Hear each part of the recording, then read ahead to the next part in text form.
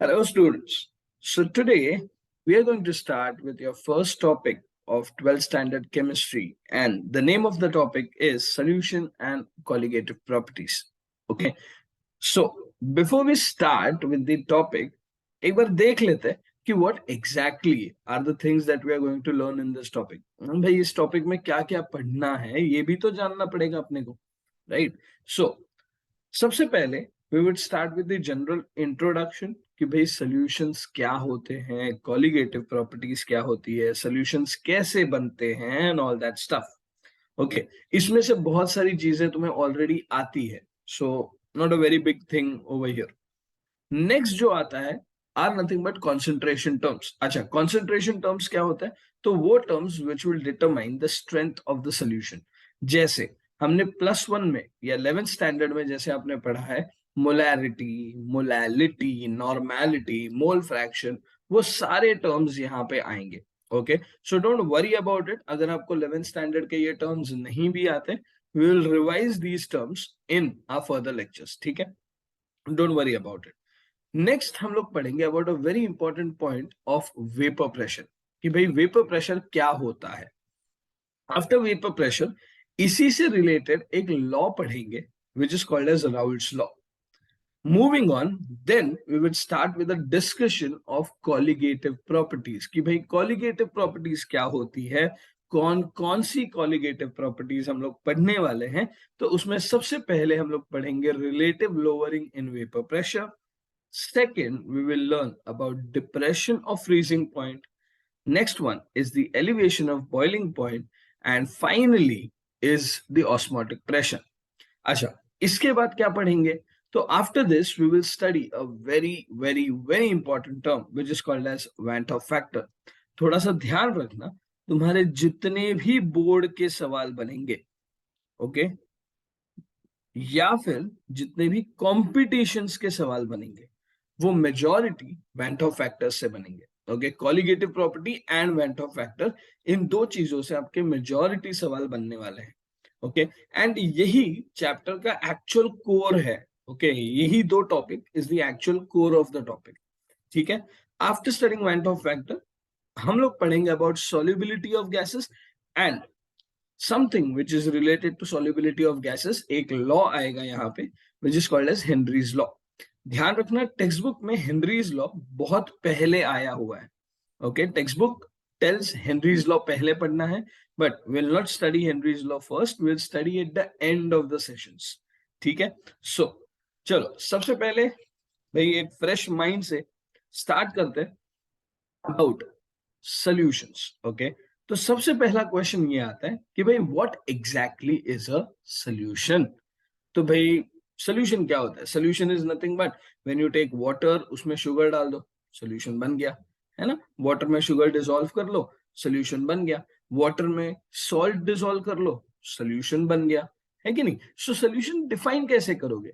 तो solution is defined as a homogeneous mixture of two or more substances which lose their individual identity and cannot be separated by simple physical methods. जैसे अगर मान लो आपने ले लिया sugar and इसको dissolve कर दिया वाटर में, है ना, तो अगर इसको आप फिल्टर करोगे तो शुगर सेपरेट हो जाएगा क्या? नहीं होगा, है ना. तो बाय सिंपल फिजिकल मेथड आप इसको सेपरेट नहीं कर सकते. अच्छा, what do you mean by homogeneous mixture? तो ये भी ध्यान रखना, होमोजेनस मिक्सचर मतलब एक ऐसा मिक्सचर जहां पे सब कुछ इवनली डिस्ट्रीब्यूटेड है. ओके, देखो थोड़ा सा फील लेते हैं. मान लो तुमने वाटर एंड उसमें शुगर डिसॉल्व कर लिया, ठीक है ना. सो अब अगर मैं ऊपर के हिस्से का पानी लूं तो वो भी उतना ही स्वीट रहेगा. लेट्स से मैंने इस कॉर्नर के पानी का यूज किया, then that also will be equally sweet, है कि नहीं. So what I would say कि जब मैंने शुगर को डिसॉल्व किया पानी में तो द शुगर गॉट डिस्ट्रीब्यूटेड होमोजेनसली मतलब वो डिस्ट्रीब्यूट हुआ है इक्वल अमाउंट्स में. यहां तक क्लियर है? कोई दिक्कत वाली बात नहीं है. आई डोंट थिंक सो कि इसमें कोई प्रॉब्लम आना चाहिए. Okay, so what is the solution? Solution is a homogeneous mixture of two or more substances in which they lose their individual identity and the substances cannot be separated by simple physical methods. इसका ध्यान रखना, ठीक है। अच्छा आगे बढ़ते हैं, चलो देखो नेक्स्ट आता है क्लासिफिकेशन ऑफ सॉल्यूशंस। अब क्वेश्चन ये आता है कि सॉल्यूशन तो बन गया, वे सॉल्यूशन को क्लासिफाई कैसे करें। सो देखो क्लासिफिकेशन ऑफ सॉल्यूशन दो चीजों के ऊपर डिपेंड होता है। First one is based on the number of components, मतलब एक सॉल्यूशन बनने में आपने कितने कंपोनेंट्स डाले इसके ऊपर। The first one is binary, next one is ternary and last one is quaternary. वैसे नेक्स्ट भी आ सकते हैं पेंटरनरी एंड ऑल दैट, बट हम लोग सिर्फ क्वाटरनरी तक पढ़ते हैं। अच्छा बाइनरी का मीनिंग क्या होता है भाई, तो बाइनरी मतलब 2 कंपोनेंट्स, टर्नरी मतलब 3 कंपोनेंट्स एंड क्वाटरनरी मतलब 4 कंपोनेंट्स। चलो एक एग्जांपल ले लेते हैं। तो बाइनरी का एग्जांपल क्या आ सकता है, तो बाइनरी का example will be sugar plus water, है ना। अच्छा सर इसी शुगर एंड वाटर के सोल्यूशन में थोड़ा सा सॉल्ट ऐड कर लो, तो देखो सॉल्ट, शुगर एंड वाटर, तो ये सोल्यूशन क्या बन जाएगा बच्चा, ये सोल्यूशन बन जाएगा एक टर्नरी सोल्यूशन, राइट। अच्छा if you add something else, let's say चलो लेमन जूस भी ऐड कर दिया, so over here you have lemon juice, है ना, plus salt plus sugar plus H2O, okay. Let's say ये सब ऐड कर दिया, देन इसमें कितने कंपोनेंट्स ऐड हुए, तो इसमें 4 कंपोनेंट्स ऐड हुए। इस सोल्यूशन को आप क्या बोलोगे, तो इस सोल्यूशन को बोला जाएगा एक क्वाटरनरी सोल्यूशन, ठीक है, या नींबू पानी बोल सकते हो, ओके। चलो let's move further. So first one we studied the classification based on components. अब आते हैं something very very important which is classification based on the phases before mixing. ध्यान रखना फेजेस मिक्स होने से पहले, ओके। अच्छा यहाँ पे एक चीज तुम्हें ध्यान रखनी है कि भाई सल्यूट क्या होता है, तो solute is nothing but the component which is in small amount, and solvent क्या होता है, तो कंपोनेंट इन लार्ज अमाउंट। थोड़ा सा फील करते हैं इसको, देखो अगर मैं आपसे बोलूं कि let's say I have a 80% solution और अ 80% aqueous solution of ethanol, that is C2H5OH, तो इसका मीनिंग क्या हुआ बेटा, तो इसका मीनिंग ये हुआ कि आपके पास 80% में इथेनॉल है, दैट इज C2H5OH, और बाकी का बचा हुआ 20% क्या है, तो बाकी का बचा हुआ 20% वाटर है। इस चीज का ध्यान रखना। अच्छा यहाँ पे 80% कौन है, इथेनॉल, दैट मीन्स ज्यादा अमाउंट में कौन है, तो इथेनॉल है। And the person who is in more amount, उसको आप क्या बोलते हो, तो उसको हम बोलेंगे सॉल्वेंट, है कि नहीं। एंड दूसरे को क्या बोलेंगे, अगर ये सॉल्वेंट है तो दूसरे को हम लोग सल्यूट बोल देंगे, करेक्ट है कि नहीं। ओके चलो एक और एग्जांपल देख लेते हैं। अच्छा देखो अगर मान लो मैं यहाँ पे लिखता हूँ, चलो 20% solution of ethanol C2H5OH, okay. चलो इन दिस केस मेरे को बताओ फटाफट, चलो यहाँ पे भाई 20% क्या है, 20% एथेनॉल है C2H5OH, ए बाकी का बचा हुआ 80% क्या है, तो इस बार 80% is of water. And tell me who is in larger amount over here, तो भाई पानी ज्यादा है, पानी ज्यादा है मतलब वो क्या बन जाएगा, वो बन जाएगा सॉल्वेंट। एंड एथेनॉल कम है, वो क्या बन जाएगा, वो बन जाएगा आपका solute, okay. So what is a solute, a solute is a component which is in small amount. What is a solvent, a solvent is a component which is present in large amounts. यहां तक clear है बेटा। चलो अब देखते हैं classification. यहाँ पे एग्जाम्पल ऑलरेडी था, मैंने वापस लिख दिया, चलो कोई बात नहीं। So the same example comes over here, 20% of ethanol and 80% of water, ठीक है। चलो अब देखते हैं इसके एग्जाम्पल्स तो क्या क्या आएंगे, देखते हैं। सबसे पहले इसको याद रखने का तरीका, if you want to remember, तो याद रखने का तरीका देखो क्या है। मैंने एक तरफ लिखा सोल्यूट, दूसरी तरफ लिखा सॉल्वेंट। सोल्यूट में मैंने लिख दिया solid liquid gas, solid liquid gas, solid liquid gas.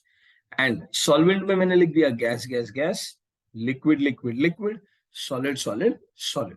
सो सबसे पहले देखते हैं, चलो एग्जांपल्स देखते हैं। एग्जांपल्स इसके इंपॉर्टेंट है, ध्यान रखना कंपटीशन में एक छोटा सा सवाल यहाँ से पूछा जा सकता है। ओके, वो पूछ सकते हैं कि भाई इसमें who is the solute, who is the solvent, या फिर वो पूछ सकते हैं कि ओके ये एक एग्जांपल है, this example belongs to which category. Okay, is it belonging to solid gas category या solid solid category, solid liquid category, something like this. ठीक है, चल तो सबसे पहले देखते हैं। सबसे पहले भाई सॉलिड एंड गैस, इसका एग्जांपल क्या है? तो इसका best example is smog. Okay, and another example which is given in your textbook is I2 in air. ठीक है, आयोडीन वेपर्स या आयोडीन जब सबलाइम होता है एयर में तो it is an example of solid gas solution. ठीक है, जहां पे solute is solid and solvent is a gas.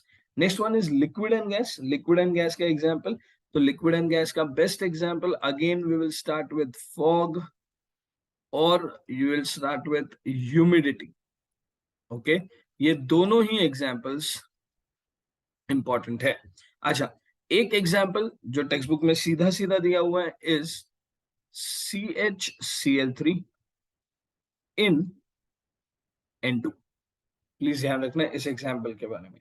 अच्छा, next one is gas. Gas यार ये तो काफी सिंपल है, मतलब अभी तक तो तुम्हें आंसर आ भी गया होगा। सो गैस एंड गैस का एग्जांपल क्या है भाई? तो गैस एंड गैस का एग्जांपल इज एयर। इसके बारे में तो और कुछ सोचना भी नहीं है। ओके, अच्छा नेक्स्ट वन देखो। Next one is solid and liquid. तो सॉलिड एंड लिक्विड अभी हम लोगों ने देखे भी थे एग्जांपल्स, जैसे sugar and water, salt and water, है ना।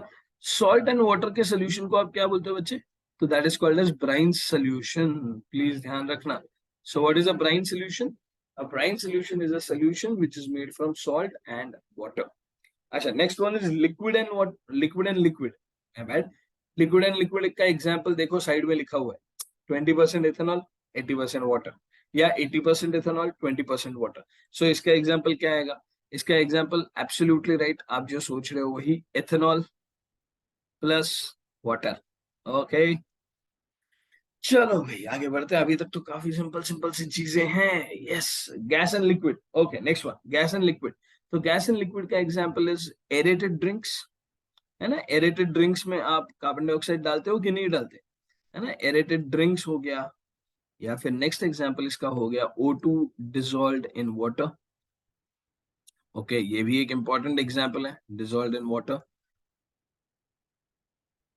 And this example is of gas and liquid example. अच्छा, next one is solid and solid. Solid and solid का एग्जांपल, तो एक ही एग्जांपल याद रखो एंड वही काफी है, that is alloy.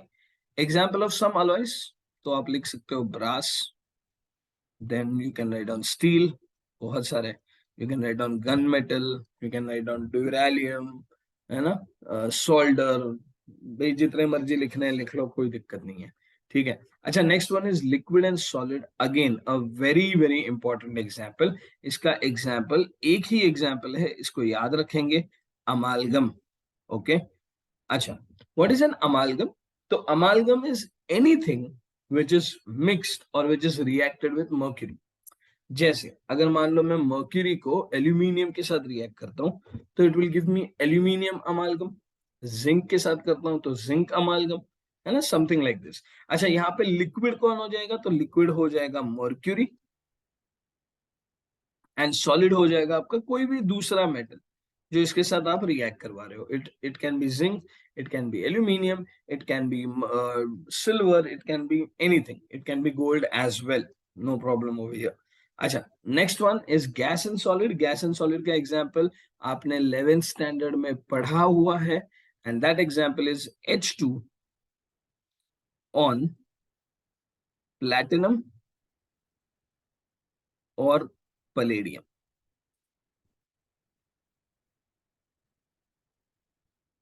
Okay, so this was all about the general introduction of the chapter। इस जनरल इंट्रोडक्शन में हम लोग ने क्या क्या पढ़ा? तो यहाँ पे हम लोग ने सबसे पहले चीज जो पढ़ी वो ये थी कि भाई एक सोल्यूशन क्या होता है। सेकेंडली हम लोग ने ये जाना कि सोल्यूशन के कौन से दो कंपोनेंट्स होते हैं, एक होता है सल्यूट, दूसरा होता है सॉल्वेंट। सल्यूट वो कंपोनेंट होता है जो स्मॉल अमाउंट में प्रेजेंट हो, सॉल्वेंट वो कंपोनेंट होता है जो लार्ज अमाउंट में प्रेजेंट हो। अच्छा, एक और क्वेश्चन आता है just while explaining solute and solvent, दिमाग में एक क्वेश्चन आया, अगर तुमसे कोई पूछे कि सल्यूट इन लार्जर अमाउंट, इसका मीनिंग क्या है, इसके मायने क्या है? Okay, what does this thing imply? Amount मतलब क्या?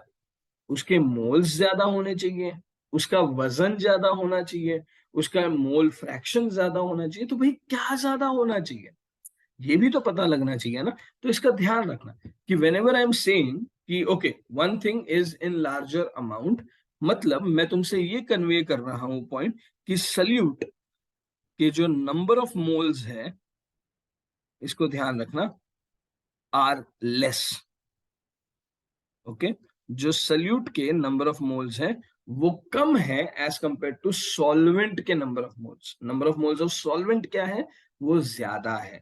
यहाँ पे कंसिडरेशन किस बेसिस पे होती है, तो नंबर ऑफ मोल्स के ऊपर होती है, इस चीज का ध्यान रखना।